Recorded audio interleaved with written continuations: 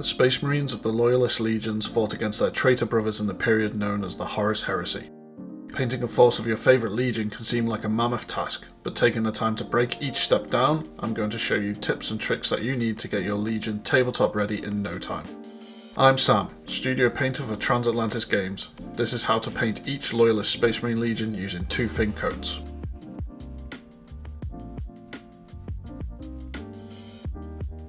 As I've just finished the last of our series of how to paint legions, we've decided to put it all together into 2 videos of hints, tips and tricks for all the legions for each faction. Our first compilation video will focus on the stalwart legions of the Loyalists, true to the Emperor and fighting the traitor legions after Horus's betrayal. With any batch painting project, I suggest you do these in groups of 5 to 10, even 20 if you're feeling brave, completing 1 step on each model before moving to the next step. If you have any hints and tips using the 2 thin coats paints, drop them below in the comments. Following this guide, you'll have your legion complete in no time. So where else to start than the first legion, the Dark Angels. These knightly warriors hail from Caliban, and theirs is a legion with a tradition of many layers of secrets, along with a grim determination to see the enemies of the Emperor eradicated. Starting from a grey undercoat, I'm going to apply Doom Death Black. You could also achieve this from a black spray can, but if you do, make sure you give the model a good thin coat of Doom Death Black to make sure the colours and finish match if you need to tidy up any mistakes along the way. Once we've got a solid and smooth base coat, I'm going to make a start on the highlighting.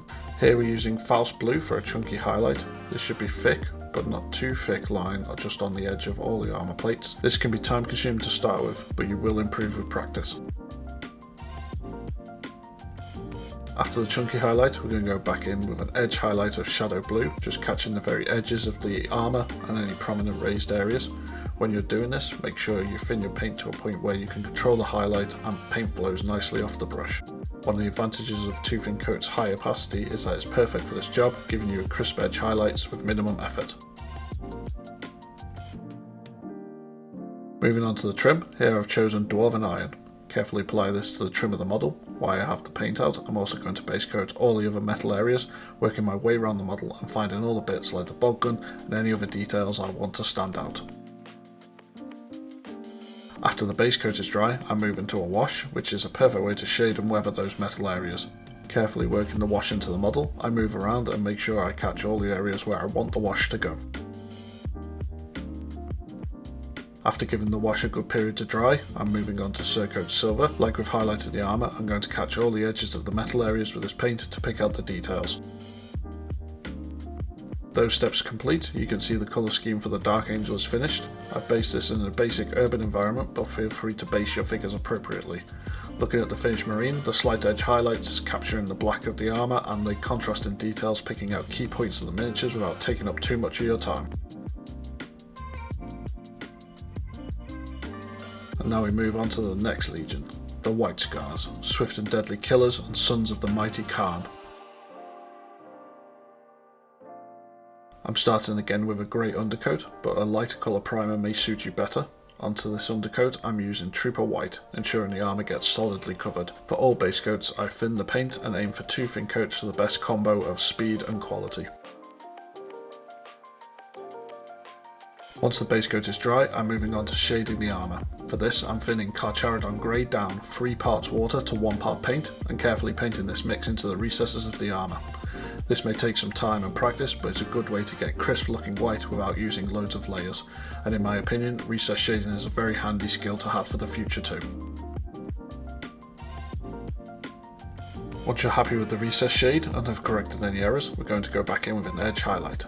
When edge highlighting, it's worth taking a little time to practice thinning the paint to just the right consistency to let it flow off the brush onto the edge of the model without flooding the area. Fortunately, 2 thin coats paint has enough opacity that you can thin the paint and still get smooth flow whilst being able to execute a highlight in 1 pass. As we move on to the trim of the model, one of the most striking aspects of the White Scars is their stark red markings against the pure white of their armour, so for this we're carefully base coating the trim and any markings we want with Sanguine Scarlet. The next stage is adding some depth to the trim. For non-metallic trim I prefer a recess shade rather than an all over wash, and so using Dread Red, that's exactly what we're going to do. Once I'm happy the recessed shade is dry, I'm moving on to making the red pop, and for this I'm going to edge highlight the trim with Demon Red, which is a favourite of mine for really letting red stand out. And here's the completed white scar. Now I've skipped over the bolt gun and the metal because it's a very similar recipe to the blacks and the metals which I use throughout this video, so keep an eye out for them, whilst we keep in the spirit of the Sons of the Calm and keep moving onto the cunning warriors of Fenris. The Space Wolves. These seemingly feral warriors are the sons of the Lord of Winter and War, Leman Russ. To start off our Space Wolf, I used a grey primer, and then on top of this I picked Dungeonstone Grey as a base coat. I feel this grey has some nice extra tones of blue and green in it, and it has a nice suitable Stormcloud look to it. To shade the armour, I'm using Oblivion Black Wash, but rather than using it all over the armour, I'm using it as a recessed shade again, and carefully painting this into the recesses, using capillary action to do some of the work for me. I feel that overall this will save you time as your brush control increases, as rather than having to relay a grey to tidy up an all over wash, you're only having to come in and neaten up any small overflows in the recesses. The final step for the armour panels is an edge highlight of Carcharodon Grey to really add some definition to the plates.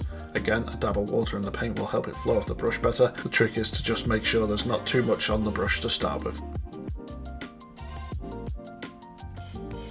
Now as I move on to the trim, we're coming back to one of my tried and trusted metal recipes you'll see a lot in this compilation, which is my industrial metal recipe. I really like this recipe for its ease and for its versatility to create a metal that looks industrial but well finished. To start it, I'm using Dwarven Iron as a base coat and carefully painting in the trim and the metal areas like the bolt gun barrel and the intakes on his back. Once the base coat is dry, I'm giving it an all over wash of Oblivion Black Wash. Finally, having given the wash plenty of time to dry, I'm edge highlighting the metal areas with Surcoat Silver. By not going too bright on the highlight, I keep an industrial look and leave room for if you want to add true silver details using brighter metal colours such as Mithril Blade. Here you can see the finished Space Wolf ready to fight for the Allfather, and now for something completely different, from the barely controllable rout of the Space Wolves to the disciplined stonemen of the Imperial Fists, one of my favourite legions, honoured to be the sole legion named Praetorians of Terror. They have an equally unique colour scheme, but you'll see with 2 thin coats paints we'll get the job done nice and easy. Historically, yellow has struck fear into the hearts of many painters, it being known as one of the harder colours to do, but determined to make sure Imperial Fists get the love they deserve, and armed with 2 thin coats yellows which have fantastic coverage, I'll show you how to paint some of these fine warriors. To start, I'm using a grey primer to show you how well the yellow covers, but a lighter primer may suit you better. Here I'm using Dark Sun Yellow as the base coat, as I like the industrial tone it has. I've added a drop of water to keep it flowing nicely, and we'll have a solid coverage in 2 thin coats. Now we move on to the trim, and again this has traditionally been a sticking point for people wanting to paint their Imperial Fists, as their trim is black, so any mistake will ruin the hard work it had taken to get the yellow looking good. Fortunately, the coverage of 2 thin coats yellows means any mistake can be corrected easily. For our fist trim, I'm starting with a base coat of Death Reaper. Once the base coat is smooth and solid, we're going to recess shade again, and for this I'm using dry rust brown, thinned 3 parts water to 1 part paint. Now as you can see, the addition of the recessed shade has left the yellow looking a little bit flat, so we're going to punch it up again using an edge highlight of a yellow flame. Moving on, I'm using Dungeonstone Grey to define the details on the trim again. And here's our finished Imperial Fist ready to man the walls. Hopefully you'll also be ready to know no fear when painting yellow. Speaking of previously tricky colours, it's time to tackle the crimson armour of the Sons of Sanguinius, the noble Blood Angels. In times past, red was also a colour that a lot of people struggled with, but times have changed and 2 thin coats reds are awesome. We're starting with Sanguine Scarlet over a grey primer, aiming again for a smooth and solid base coat. Once the base coat is dried, we're going with a trusty recessed shade again, this time thinning Dread Red, 3 parts water to 1 part paint, and carefully painting this into the recesses of the armour. Now to complete the armour colour, I'm using Demon Reg Edge Highlight to make each plate stand out. Moving on to the trim, the Blood Angels have black trim in the 31st Millennium, so I'm starting with Doom Death Black to maximise the contrast with the red. And then finally I carefully edge highlight the black with Dungeonstone Grey to add some definition to the trim and the rivets on his shoulder pads. Looking at the finished Blood Angel, we can see the ease with which we can paint such a lovely colour scheme. And now we move on for the bright and noble warriors of Baal, the grim and uncompromising Iron Hands. Hailing from Medusa, the unforgiving homeworld of Ferrous Manus breeds gritty warriors born with a disdain for the weak and an affinity for machines. To start with, we're going to use Death Reaper as the base coat, which will still read as black, but a different tone to the other black armoured forces out there, will also leave us room to shade it. Once I'm happy with the base coat, I'm going to recess shade it using Doom Death Black, thinned 3 parts water to 1 part paint. Then finally for the armour plates, I'm going to edge highlight them with Dungeonstone Grey. Now we're moving on to the trim, where we're going to do something very different to make sure the Iron Hands stand out from the other black armoured legions out there. This we want a brighter metal base coat, so I'm starting with Cerakote Silver and I'm including all the metal areas in this, including the bolt gun case. Now what I'm aiming to achieve is an oily metal effect, so I'm going to start by applying Archaic Sepia in patches all over the metal, making sure to cover about 1/3 of the metal. Next we're repeating the previous step, but with Magi Purple Wash, again using about 1/3 of the metal and trying not to go over the sepia, but if you do a little bit, don't worry about it. Once the purple step is dry, we're finishing up by covering what's left of the metal with Tempest Blue Wash, again trying to avoid the other colours, but not stressing out too much if there's a little bit of overlap. And now we're using a final wash colour, this time Oblivion Black Wash. We're giving all the metal areas an all over wash. This will tie it together, and then what we do on the bolt gun case is do 3 layers of this, letting each one dry beforehand. This will make the tone a little darker, which will make the other metals stand out against it. And then to complete the effect and tie it all together, we're going to go back with Cerakote Silver and edge highlight all the metal. Here's our finished Iron Hand, with his armour looking sharp and the metal freshly oiled to keep the machine spirit pleased.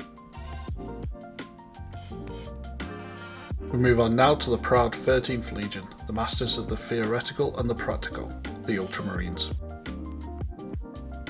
To start our Son of Guilliman off, I'm going to use Marine Blue as a base coat. Again, we're thinning the paint enough so it flows smoothly, but 2 coats should give you a smooth, solid base coat. Once the base coat is dry, I take Tempest Blue Wash and use it as a recess shade. Again, the properties of the wash will help it sit in the recesses, so I choose to use washes wherever I can for recess shades. And now to bring some definition back to the armour plates, I'm using Celestial Blue as an edge highlight, making sure to thin it enough so it flows off the brush nicely, and then controlling the flow by limiting the amount on the brush. Next up, we're going to work on his trim. Blue and gold is an awesome colour combo, so for the base coat, I'm using Glistening Gold. Next up, I want to create quite an antique gold look, so I'm going to wash all the gold with Battle Mud Wash.